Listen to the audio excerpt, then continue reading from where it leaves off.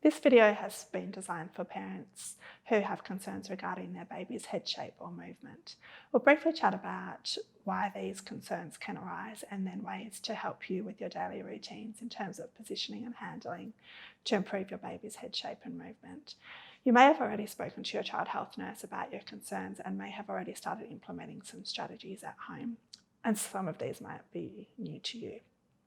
Physiotherapists often see babies with a flattening at the back of their head. We call this platycephaly. As a baby's skull is soft, it is very easy for changes in head shape to occur if they don't put weight evenly through all areas of their head in the first few months of life. These uneven forces can be caused by tightness in the muscle on one side of the neck or the other, or the baby's positioning in the womb during the pregnancy, their method of delivery, or their routines once they're born and how they've been positioned, particularly at sleep times. In line with the Red Nose Safe Sleeping recommendations, we sleep babies on their backs. This means that they can easily fall into the habit of looking to one side and therefore develop a flat spot on their head. If your baby is with you, let's take a look at their head shape now.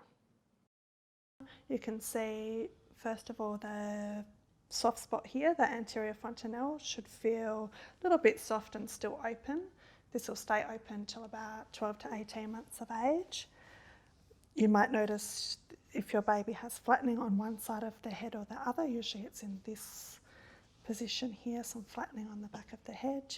You might also notice if your baby's ears are asymmetrical, one ear may have come forward slightly, and there may be some asymmetry of the forehead and cheek on the same side. So flattening with forward movement of the forehead, cheek and ear on the same side in this position. Positional changes in your baby's head shape will not impact on growth or development of their brain or their general development. Over time, we start to see improvements in their head shape as their head naturally grows in relation to their brain size. With the positioning and handling strategies, this will help to even out the forces placed through the baby's head during the day. Any facial or ear asymmetry should also improve over time. As your baby's head starts to change shape, you may notice some lumps and bumps. This is generally a good sign, as it shows that your baby's head is starting to round out. Some babies have a strong preference to look in one direction and may have difficulty looking in another direction, caused by a tight muscle of the sternocleidomastoid muscle or a muscular imbalance. We call this torticollis. The sternocleidomastoid has two functions, as it helps to turn the head in one direction and tilt in the opposite direction. So sometimes we see babies having difficulty turning the head or tilting the head, or you may notice that your baby's head is always tilted to one side.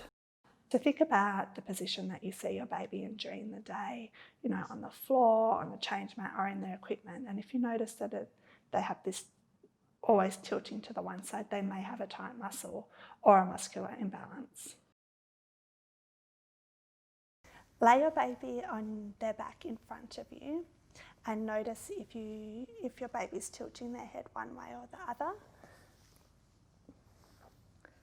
We're going to have a look at how your baby can move their head from side to side now.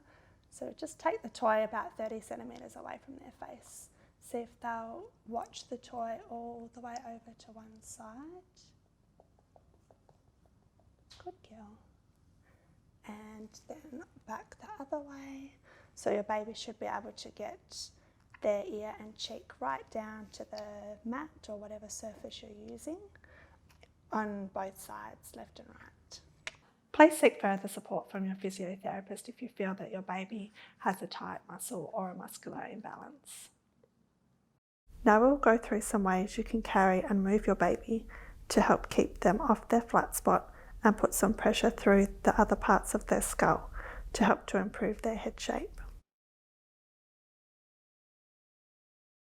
Okay, so we're going to have a look at tummy time now, and you can initially help your baby to move over onto their tummy by rolling them to the side. Good girl. There we go. Good. Now some babies do have trouble with tummy time. as they're learning to lift their head up off the floor. You can see baby here, she's got quite good head control, so her head's up off the floor here. But if your baby needs a little bit of help, you can help them by popping your hand just on their pelvis here to provide some support, and just helping them to get their arms, their elbows under their shoulders, like this baby does, tucked underneath, so that they're able to lift their head a little bit easier. Tummy time's a really important position for developing head control and muscle strength for skills that they'll develop later on, like crawling and sitting. It's okay if your baby is not tolerating tummy time well or for very long. Keep persisting with short but frequent tummy time during the day, and eventually your baby will learn to love it. Parents sometimes find it useful to incorporate tummy time into their routines, such as nappy change time, so they remember to do it many times a day. Initially, aim to encourage your baby to lift their head straight up in the middle. Once they have mastered this, you can encourage them to turn from side to side. Remember to try to have your baby turn to their non-preferred side by placing toys on that side to play. Okay, so we're just going to have a look at some alternative tummy time positions now that you might be able to incorporate into your day as you're moving around.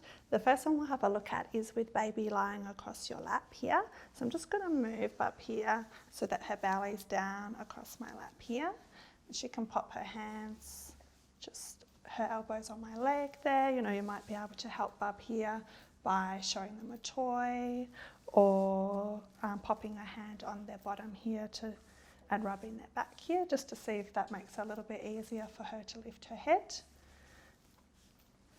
Just move her now. Another great way is just on your chest here and holding Bub this way, so you can see she's lifting her own head there. This is actually a really nice one to do when you're sitting on the couch or in bed, if you can recline. The further reclined you are, the harder the baby has to work to hold their own head up. Another nice one here is in standing. If you can just pop your baby over your forearm here. So you can see this is quite a nice tummy time position. You can reassure your baby by again stroking their back. They can look around. If they do prefer to look to one side or the other, you could have them looking out to their non-preferred side here. And you've got one hand free as well if you need to do anything else there. So that can be a nice one for Bub there.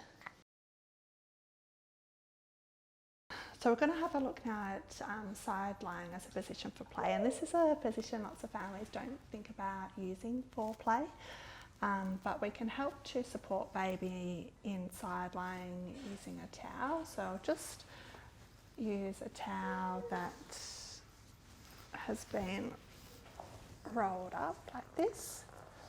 And if you put the towel behind Bub's back and through their legs here to the front, if you position your baby on their non-preferred side here, it will mean that their flat spot is facing up and giving some opportunity for remodelling there. And then they're lying on their side, they're able to bring their hands together to play in this position. Some babies tolerate this quite well, but once your baby is starting to try to roll, they will not tolerate this position very well because they'll be eager to get over onto their tummy. So usually this position we use up to, 4 or 5 months of age, depending on where your baby's at in terms of their skills, in terms of rolling. So this is a position just for play, it's not for sleep time. So lying on the back is still an important position for play, and the focus for play in this position will be bringing their head to the middle. So you can see the baby here, she's got her head right in the middle there, her nose is pointing straight up, it's not turned to one side or the other, and she's starting to bring her hands to play together in the middle, grabbing the toy, beautiful, and bringing it to her mouth, of course, which is normal for this age. It can also help if your baby's having trouble bringing their hands together just by popping her hands underneath their shoulders here just to help to lift them towards the middle, or helping with their legs here, bringing them towards the middle, touching their feet and bringing them together to help them to play in this position. If your baby's having trouble bringing their head or the hands to the middle, you can help support them using a towel. And again, I'm just going to roll a towel up here, roll, and bring it underneath her bottom here, so underneath her legs, and just tuck it all the way around. Underneath her shoulder on this side, just lift her head. Underneath the shoulder on this side. And you can see this helps to bring her to the middle, so her head to the middle, her hands towards the middle, and also her legs towards the middle there, as she can play in that position. For younger babies, they will take up the support a little bit more. You can see this baby, she's quite strong, so she's already starting to push out of it. Once your baby starts to push out of this position, it's best not to have the towel there. And she can already hold her head and her hands in the middle, so she's better off playing without any support here in this position at all. So she can move freely in this position. And it's from playing on their back that babies will learn how to roll onto their tummy, just by practicing moving in this position. Please take note of which way your baby prefers to look. I'll do all my handling as if my baby has a preference to look to the right side. If your baby has a preference to look to their left, please adjust your handling. Okay, so when picking your baby up, we encourage you to pick them up by rolling them to their non-preferred side. This will help to develop their head control and muscle strength and give them some practice rolling to their non-preferred side. If you do this every time you pick them up, it can make a really big difference. If your baby is not yet lifting their own head here, provide some support by having your hands up close under their armpit and your finger under their head to give them the support they need. Think about the ways you carry and move your baby during the day.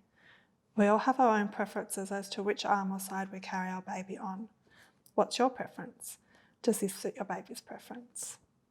Consider how you can change the way you hold and carry your baby to encourage them to look to their non-preferred side. So we're going to look at some different ways in which you can carry your baby to their non-preferred side. So I'm going to have baby here looking to her left. So we can do a side-on carry here, and so Bub here would be encouraged to look out to her non-preferred side, which is the left side. So this is over the hip. You can do this as well over the shoulder in this position. So again, having her looking out to her left side there. You can do another left side position, just looking, this we call the football carry. So having her, so she gets a bit of tummy time here and a little bit of looking to the left there, which is wonderful. Okay, so I'm going to have baby here looking to her left side, sitting on my lap here. Yeah, there you go. Looking out towards the left side here, or over the lap looking towards the left side. There you go. Might need to just show her a toy there. Good girl. There we go.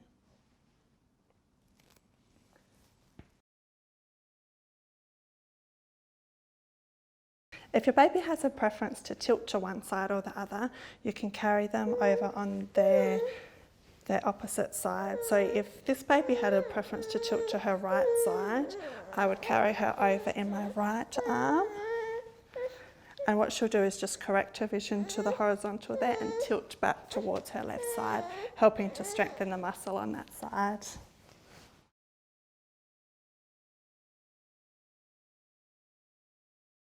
Often families have already changed their baby's sleep setup based on the advice of their child health nurse. This can be done by placing the baby to their non-preferred side if they're in the same room as you, so that they're looking to their non-preferred side to see you, or to a door or window if they're in a separate room. There's no need to get up during the night specifically to change your baby's head position overnight. We naturally start to see the baby's sleep position change around 4 months of age as the baby becomes more active during the night. As a final note, let's talk about equipment. Most families use some form of equipment like prams, rockers, car seats, or bouncers. Think about the way your baby is positioned in their equipment during the day. If you notice that their head is always tilted to one side or turned to the opposite side, you could think about ways to have them positioned on their non-preferred side. This might include the placement of toys on their non-preferred side, or putting them next to a window on their non-preferred side so that they are encouraged to look in that direction. We don't recommend the use of equipment for long periods of time, as your baby should have frequent periods of time where they are able to move freely without restriction. There will of course be times when this is impractical, for example on longer car journeys. The key is to allow for frequent changes in position so that your baby can develop strength and control in a variety of ways.